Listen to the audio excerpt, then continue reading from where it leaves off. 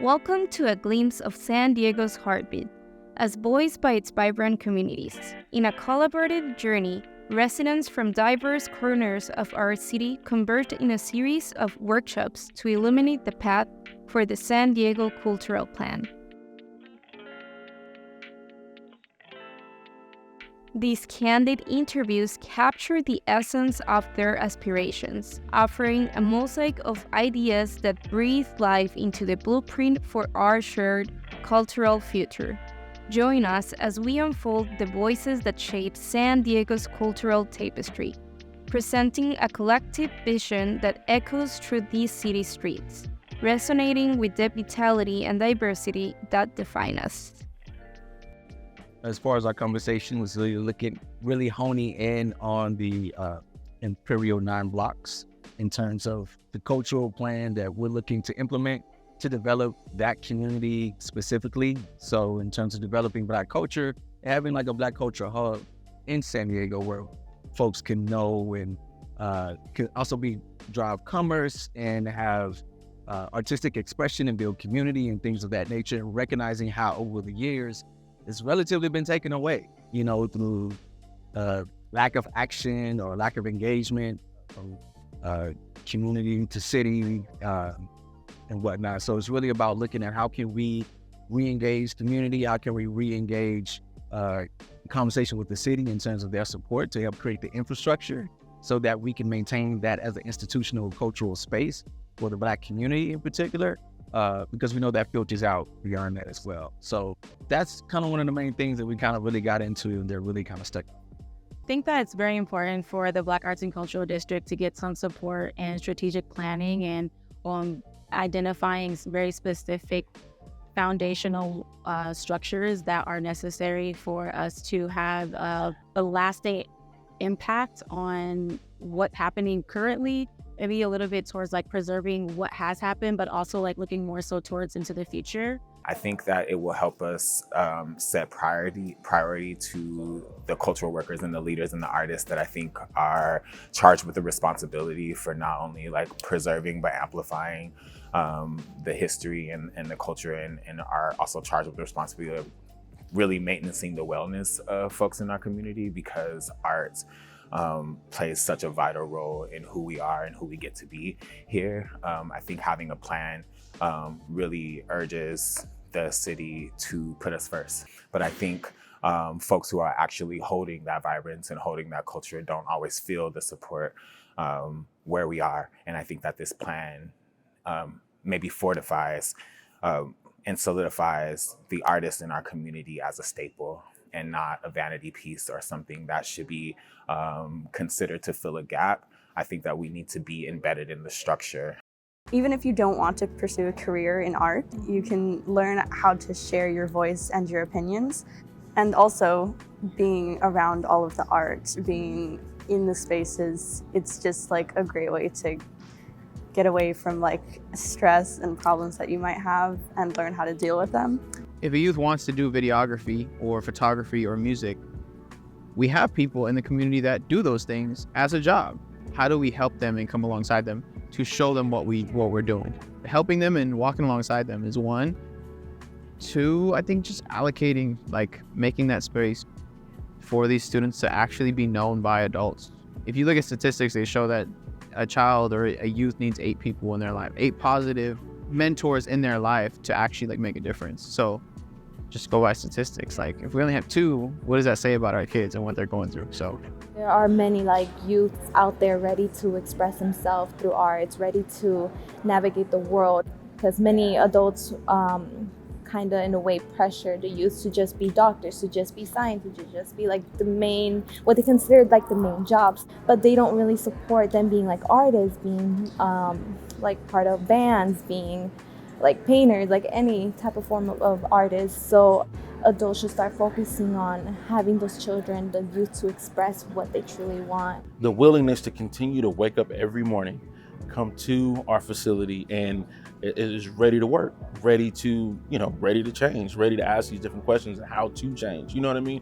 And because we're very transparent with these kids, we're also, we're able to have these type of conversations with them to where we say we struggle, they're able to, release their struggles. And so we're able to say, you know what, I'm here for you. And it's genuine. It's not like we're not looking for anything to gain from it. I feel like the youth deserve education. They deserve to be exposed to different incredible services like, say, theater production, organizing, understanding how to run your own events. And I feel like it's something that's essential for San Isidro and, the families that live there to grow, to be empowered and to be resilient.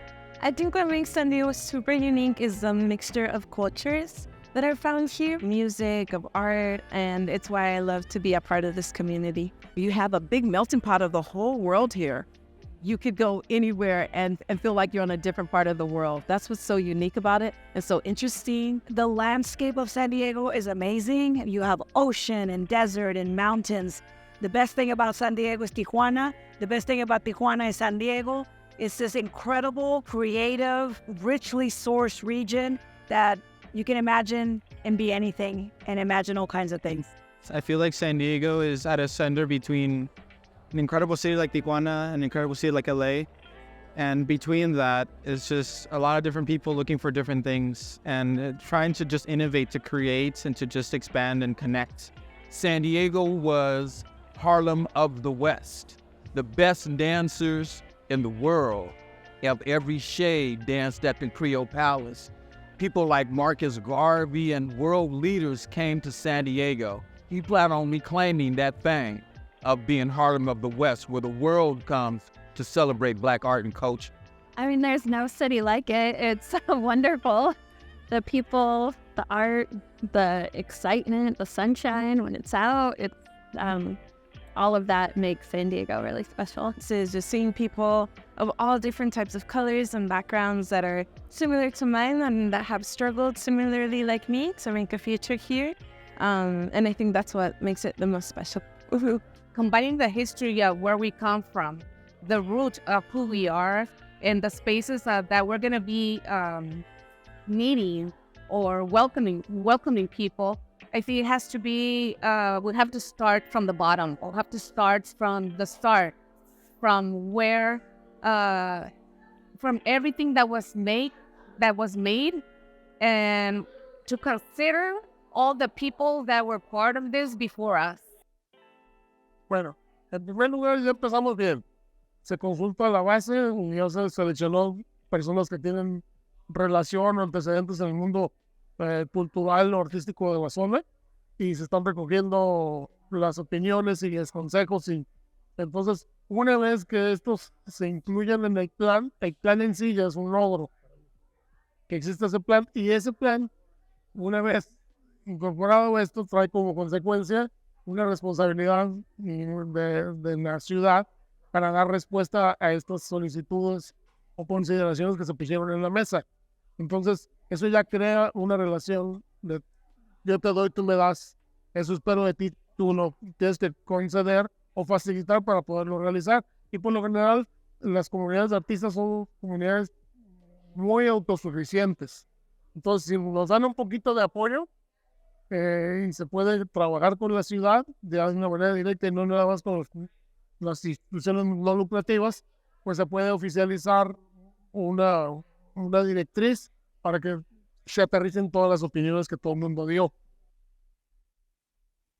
Poder entender de manera más coherente que sí somos una comunidad de metrópoli, con muchas diferencias y todo, pero que tenemos que entendernos como tal. Todo el mundo ha oído de Tijuana, pero no todo el mundo ha oído de San Diego. Y cuando tú ves el mapa y ves el desarrollo urbano de esa ciudad, pues hay una diferencia grandísima entre una y la otra.